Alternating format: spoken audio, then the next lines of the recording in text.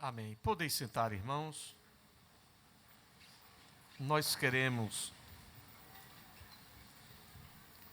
nesta noite ainda, dentro deste tema que fala sobre a responsabilidade missionária da igreja,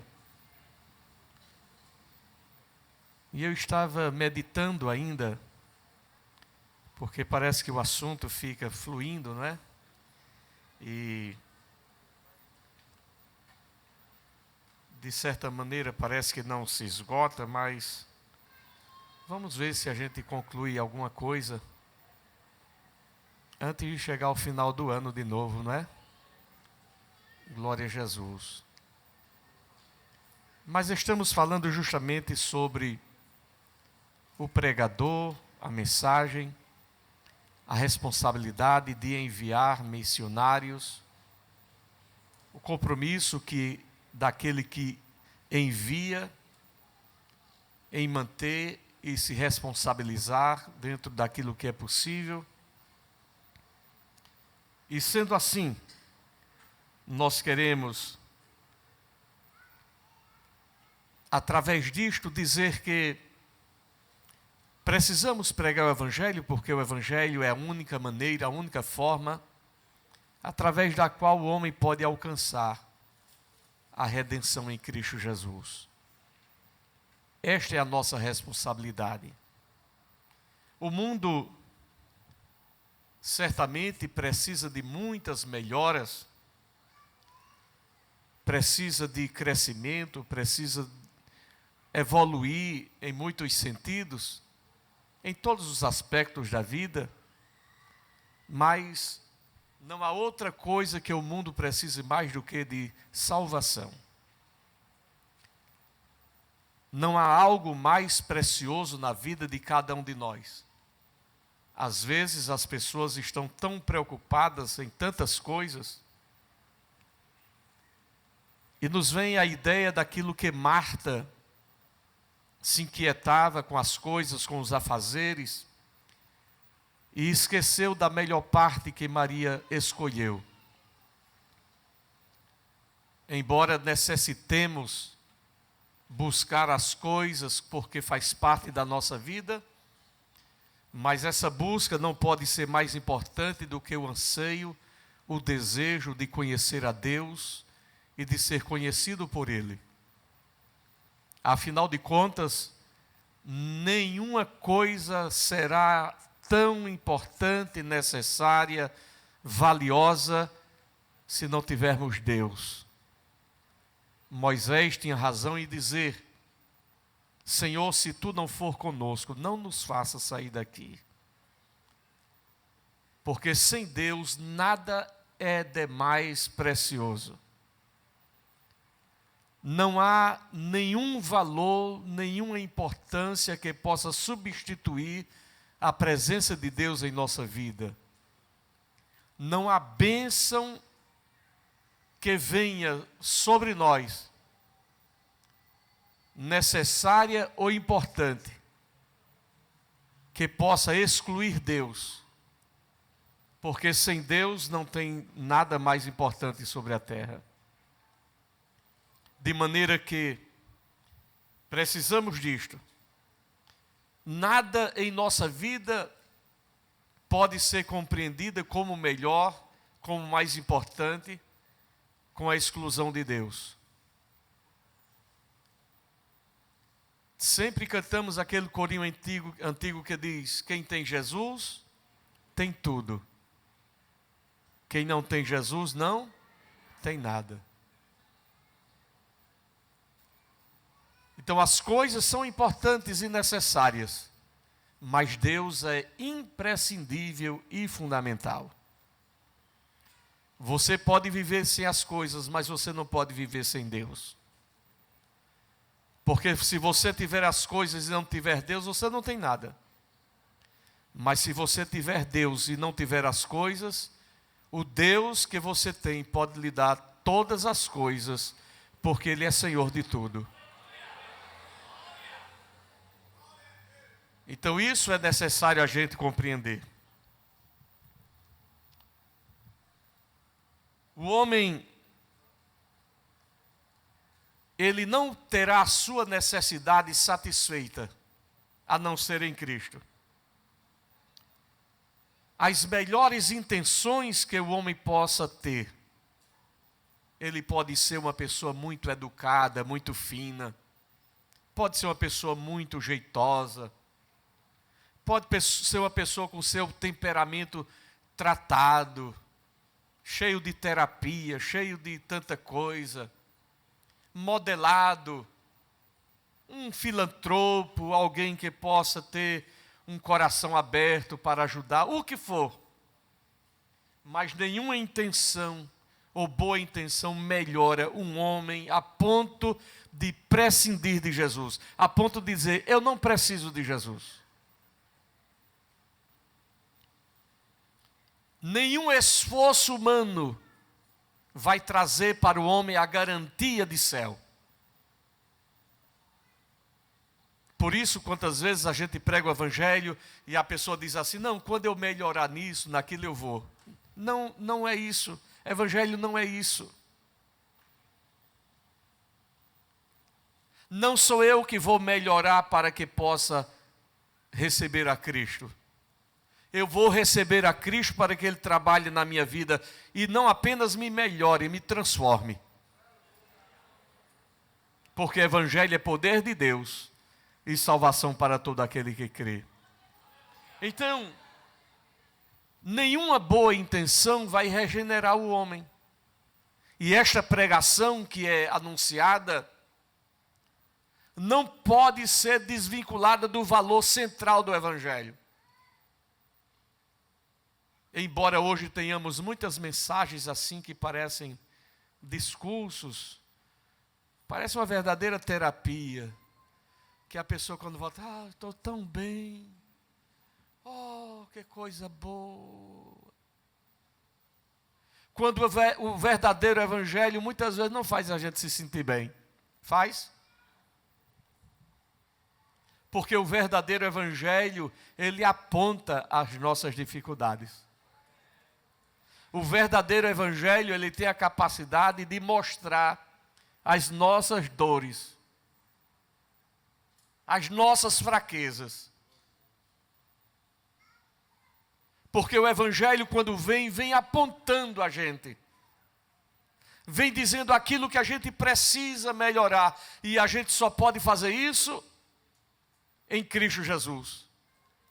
Porque o evangelho não é algo que vem para nós dizendo assim, olha, você está derrotado. Não, o evangelho vem para nós dizendo a nossa realidade, mas vem apontando para Jesus. Nele você pode ter solução, nele você pode ser restaurado. Este é o evangelho. Quando você lê Isaías 53, você encontra ali um texto extraordinário. Onde ali apresenta quem de verdade nós somos. Tudo que em Jesus é reconhecido como algo que ele sofreu, não era ele, era para nós. A ponto de esse Jesus assumir as nossas dores. Porque diz a Bíblia que ele levou sobre si as nossas dores e pelas suas pisaduras nós fomos sarados. Então na cruz a impressão que a gente tem é que Jesus ficou feio. Porque é homem de dores, experimentado no sofrimento. Como alguém que se escondia o rosto, nenhuma beleza víamos para o que eu desejássemos. Jesus ficou como que feio na cruz. Ele assumiu a nossa feiura. Ele assumiu a nossa maldade. Ele assumiu a nossa ruindade. O escrito de dívida que nos era contrário em suas ordenanças disse, me dê para cá. E rasgou. Aleluia. Tudo aquilo que era contra nós. Jesus disse, não, venha sobre mim, eu assumo. Eu sou o fiador. eu pago a conta de quem não pode pagar. Aleluia. Aleluia. Quão grande amor de Deus. Como pode Jesus fazer isso por nós? E o mais impressionante é que Ele morreu por nós quando nós ainda éramos pecadores. Não é que a gente era uma coisinha boa, não. Não é que é um pai que tem um filho e aquela coisa linda. Eu vou morrer no lugar do meu filho. Não, não era assim não. Era o estranho, era o inimigo. Era alguém que blasfemava de Deus. A ponto de Jesus na cruz dizer: Pai, perdoa-lhes porque não sabem o que fazem. Quão grande amor de Deus é este? Esta é a mensagem do Evangelho, que mostra de fato quem nós somos. Ele assumiu a nossa culpa, Ele assumiu a nossa tragédia, a minha tragédia, o meu pecado, as minhas dificuldades de caráter, aquela coisa ruim que a gente é ou não é? Aquelas picuinhas que às vezes a gente tem, que a gente fica se policiando: Jesus, Jesus, me ajude, Jesus, me ajude, Jesus, me ajude, Jesus, Jesus, Jesus, Jesus, me ajude, me ajude, me ajude, me ajude, me ajude. E Ele vai socorrendo, o Espírito de Deus vai ajudando, e a gente vai ali sendo trabalhado por Ele. Aleluia, aleluia, aleluia. Perceba que Jesus ama você apesar de você. E você hoje está aí todo arrumadinho. Não, hoje eu estou tão bem diante de Deus. Glória a Jesus. Eu sinto que hoje eu estou até melhor, Jesus. Glória a Deus, eu estou melhor hoje. Graças a Deus. Minha vida até melhorou mais. Eu estou orando mais, lendo mais a Bíblia. Estou indo para os cultos. Jesus, que coisa maravilhosa. Sabe que eu estou me sentindo crente mesmo. Glória a Deus. Você não pode pensar assim, pode ou não pode? E Jesus ama você, apesar de você pensar assim. E vai continuar amando você, mesmo sabendo que amanhã você diga assim: Jesus, hoje eu não estou muito crente não. Hoje eu, Jesus, o que é que está vendo comigo, Jesus? Mas a Bíblia diz que ainda que nós formos infiéis, Ele permanece fiel, porque não pode negar-se a si mesmo. Aleluia, aleluia, aleluia, aleluia.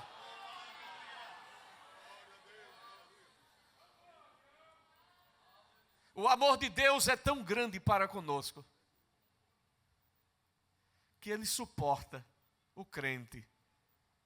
Você já imaginou se Jesus dissesse assim: Pedro é um ingrato.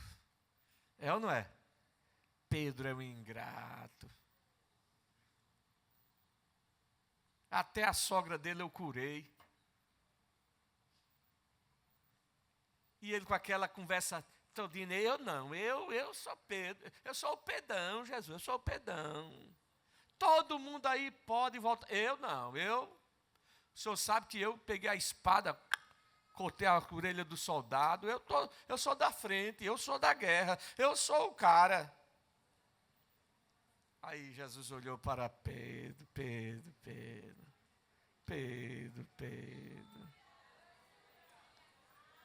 Aleluia. Tu não sabe o que tu está dizendo, Pedro. Eu orei, Pedro, para que... Eu vi Satanás assim, ó. E orei para que tu não desfalecesse, Pedro. Mas quando te converter, confirma teus irmãos, Pedro.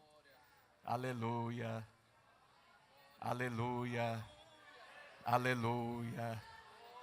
Oh, que Jesus bom, oh, que Jesus maravilhoso, oh, que Jesus amoroso, oh, que Jesus bom para conosco, irmão.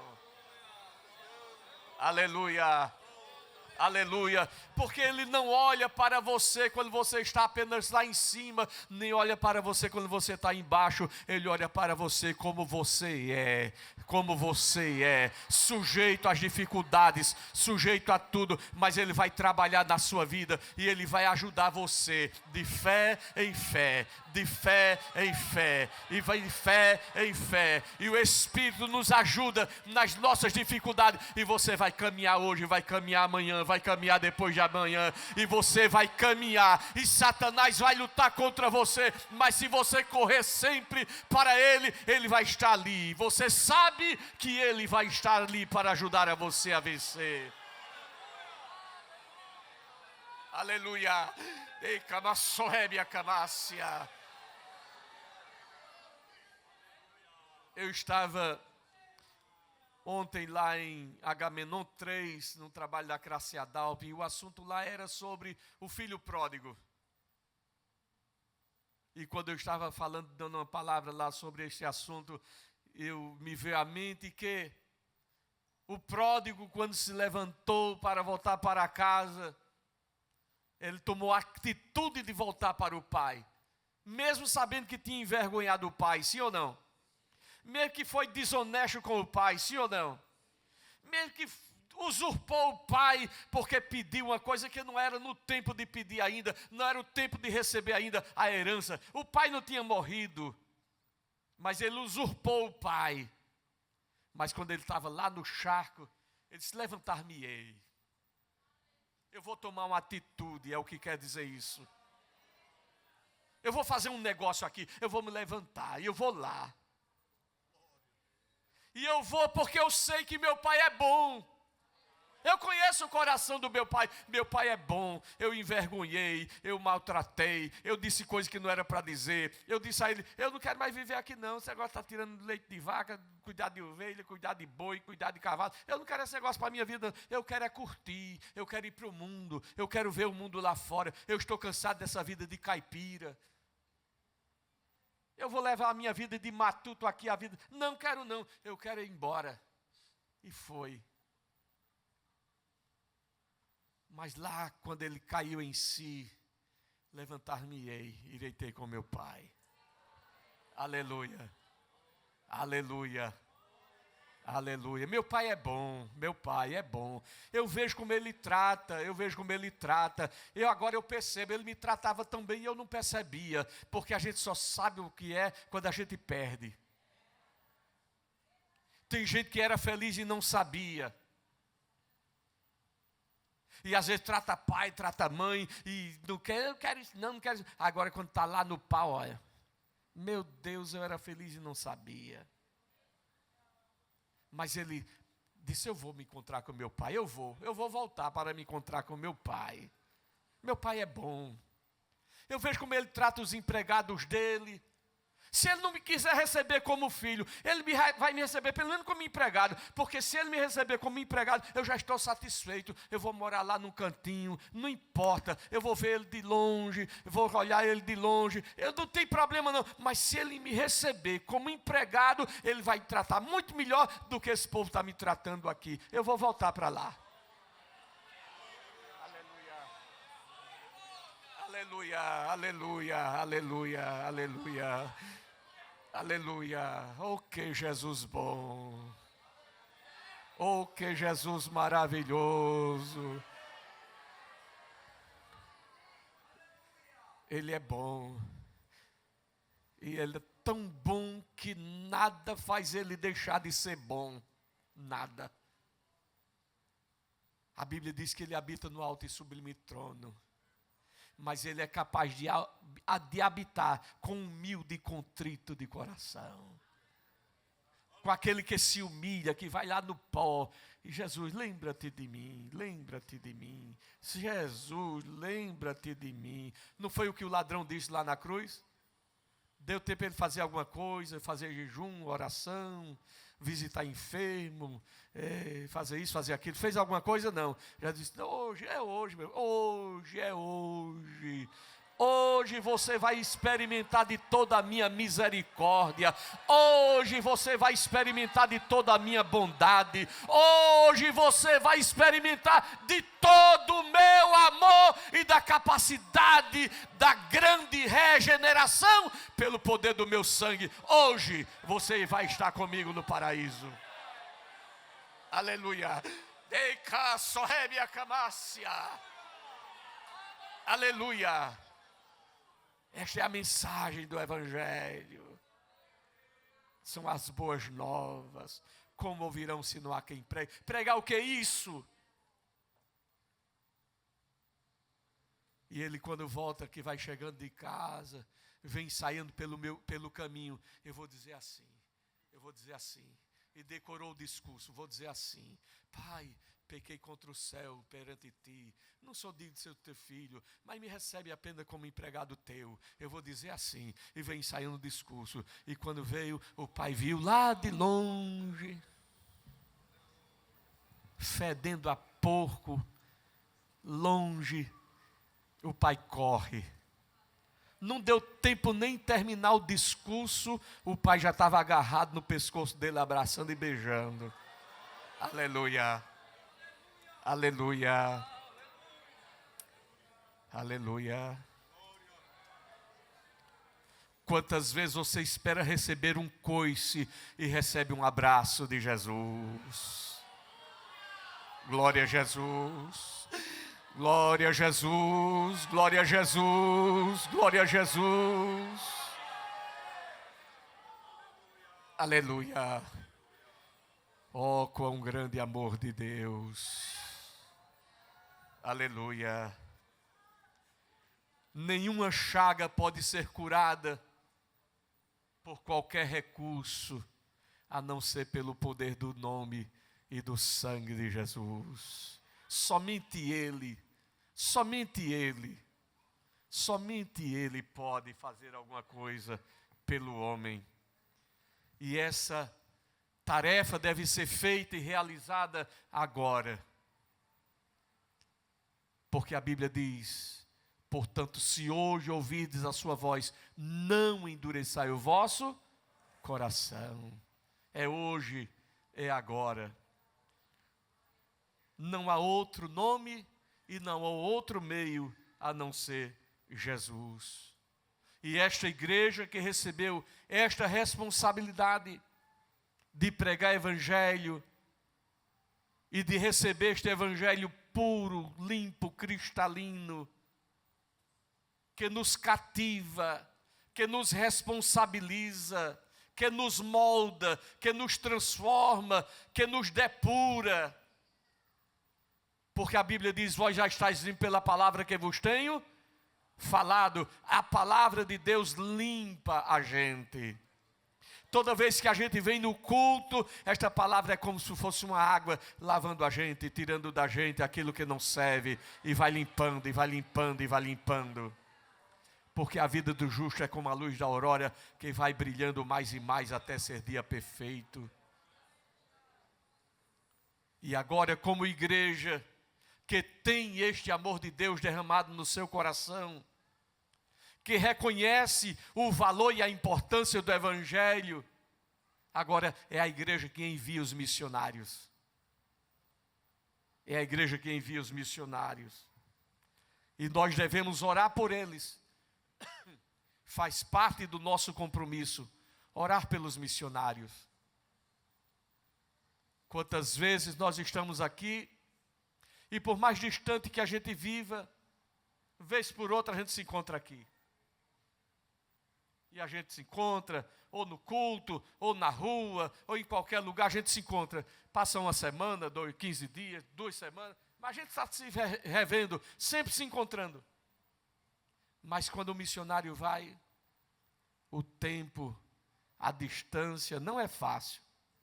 Não é fácil. Não é fácil. E por conta disso, devemos orar por eles. Romanos capítulo 15, versículo 30. Paulo diz assim: rogo-vos, irmãos, por nosso Senhor Jesus Cristo e pelo amor do Espírito, que combatais comigo nas vossas orações por mim a Deus. Veja que pedido. Paulo está pedindo. Paulo era o que aqui? Um missionário, sim ou não? Paulo aqui era um missionário. Mas ele estava dizendo: eu peço que vocês, em nome de Jesus e pelo amor do Espírito, briguem comigo nas vossas orações. Orem por mim, batalhem comigo nas orações a Deus. Pelejem comigo pelas vossas orações. Por que isso? Porque Paulo conhecia e sabia a realidade dele. Paulo sabia. E Paulo conhecia a realidade dele como missionário. Quem era Paulo? Um perseguidor da igreja, sim ou não? E que agora fazia na realidade, na prática diária, aquilo que Jesus disse. Ele vai ver o quanto vai sofrer por causa do meu nome. Nós não sabemos o que é isso, irmãos. A igreja no Brasil não sabe o que é isso. Eu, como pastor, não sei o que é isso. O que é sofrer por amor a Jesus? Eu não sei o que é. Nunca sofri por amor a Jesus. Você nunca sofreu por amor a Jesus. Ninguém aqui nunca recebeu uma autoridade proibindo ir com a arma em punho, ou pegar você e dar uma pisa porque você é crente. O Brasil, eu acredito que em nossos dias nós não sofremos isso. Teve um tempo no começo que sofreu. A igreja foi perseguida, muitos perderam emprego. Hoje a coisa já está mais assim. Eu não sei se é por conta disso que a gente não vê tanta graça derramada sobre o povo, não é? Porque está tão bem, a coisa está tão boa que nem tem preocupação. Uma coisa como essa aqui, lenço. Quantos crentes vêm para o culto hoje e não tem lenço?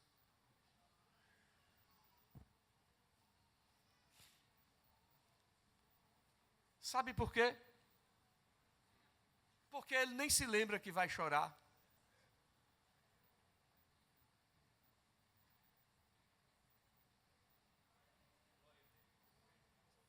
Aleluia.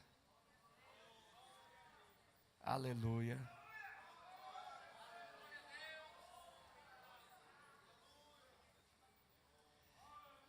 Eu não sei vir por culto sem um lenço.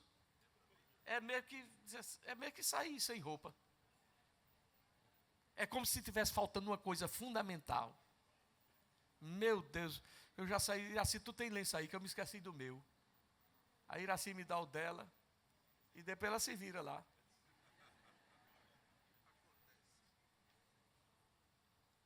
Porque vir para o culto e não ter um lenço. Misericórdia, tem coisa errada. Porque a gente vem sabendo, eu sei que a alegria do Senhor vai ser tão grande. Eu vou sentir o céu na minha vida. Eu vou sentir a graça na minha vida. E eu sei que eu vou chorar de alegria. A palavra de Deus vai me fazer derreter diante dEle. Aleluia. Aleluia. Então, Paulo sabia o quanto era odiado pelo povo. Por quê? Porque ele era um perseguidor da igreja. E agora era um pregador do Evangelho. Era um pregador do Evangelho. Era como se Paulo tivesse se tornado num herege. Assim como Saulo considerava os crentes, ele sabia que ele agora era considerado por aquelas pessoas também do mesmo jeito, herege. Porque se Paulo tinha carta na mão para perseguir a igreja, ele sabia que agora, como igreja, iria ser perseguido do mesmo jeito. Ele testemunhou a morte de Estevão. Ele conhecia na carne esta realidade. A roupa dele foi salpicada do sangue de Estevão. Ele conhecia isso de perto. Por isso ele diz: rogo-vos, irmãos, por nosso Senhor Jesus Cristo e pelo amor do Espírito, que combatais comigo nas vossas orações por mim a Deus. Orem comigo. Orem por mim. Aleluia. Aleluia. Aleluia. Em Atos 21:4 diz que estavam os discípulos e ele ficou ali 7 dias. E eles diziam, e pelo Espírito diziam a Paulo que não subisse a Jerusalém. Era revelado para os irmãos ali.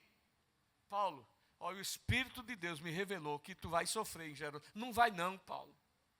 Paulo, não vai não, Paulo. E o outro chegava e dizia assim: Paulo, eu tive uma revelação contigo. O que foi? Olha, Paulo, olha, é sofrimento. Não vai não, Paulo, não vai não. Ele disse: eu não vou. Eu não vou, eu vou. Porque o Espírito não só fala com vocês não, fala comigo também. E o que ele tem me falado é sofrer de cidade em cidade, de cidade em cidade. Não é só em Jerusalém não, é onde eu passar. Eu sei o que me aguarda, mas eu vou. Eu não tenho a minha vida por preciosa. Às vezes nós lemos este versículo: eu não tenho a minha vida por preciosa.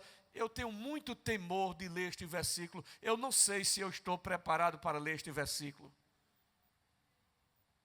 É muito pesado.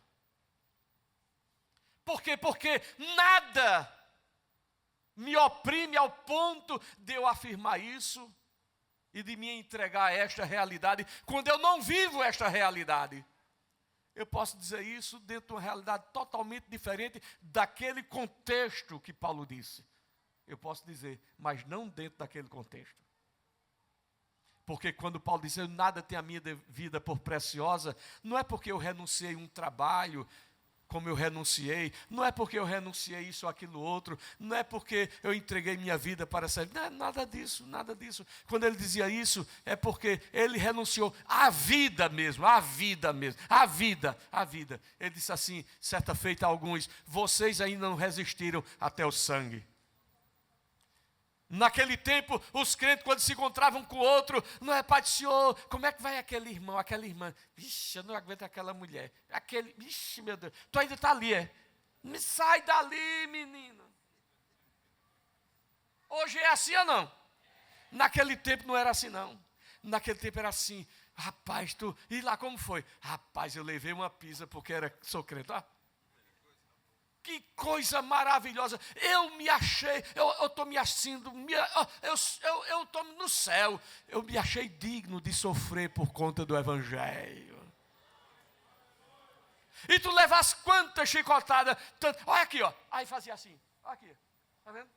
Aí o outro dizia assim: isso não é nada, vê a minha que eu levei aqui. Por isso que Paulo disse: desde agora ninguém me inquiete, porque eu trago no meu corpo as marcas de Cristo Jesus. Aleluia. Enquanto você está churumingando por causa de fuxico, por causa de conversa furada, por causa disso ou por causa daquilo, você deve levantar as mãos para cima e dizer: Jesus, me ajude a chegar no céu, me ajude a ser crente de verdade neste mundo com tanta facilidade. Aleluia. Aleluia. Aleluia. Aleluia. Glória a Jesus. Glória a Jesus. Então Paulo, ele orava. Mas não é que ele ficava se escondendo da realidade. Porque o Espírito de Deus revelava a um e a outro, a um e a outro, a um e a outro. A mim também ele falou, mas eu vou. Falou a mim, mas eu vou. Porque eu fui chamado. Aleluia. Aleluia. E tem mais uma coisa: eu vou glorificar a Deus, seja pela vida, seja pela morte.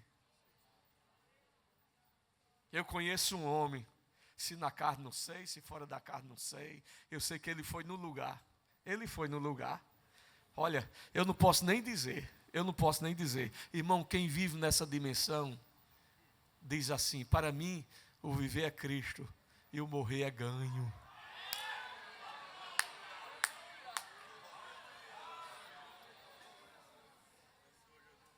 E ele não disse isso com sentimento de morbidez, com vontade de morrer, não. Não.